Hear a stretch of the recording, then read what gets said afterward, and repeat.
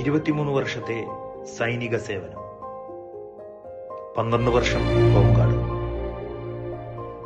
35 വർഷം രാജ്യത്തിനു വേണ്ടി സമർപ്പിച്ച ജീവിതം.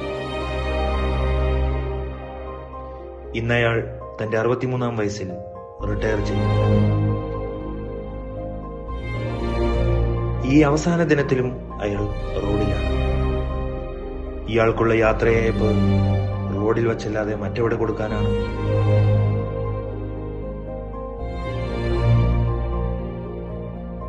കൊണ്ടോട്ടി പോലീസ് അങ്ങനെയാണ് ചിന്തിച്ചത്.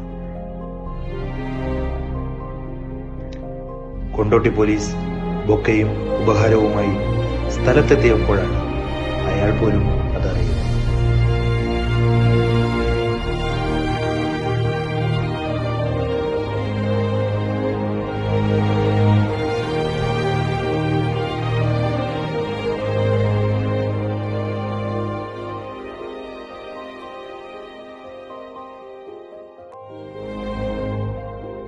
അതെ, നമ്മുടെ റോഡുകളെ സുരക്ഷിതമാക്കുന്ന ഓരോ കാവലാൾക്കുമുള്ള അംഗീകാരമാണ് അത്.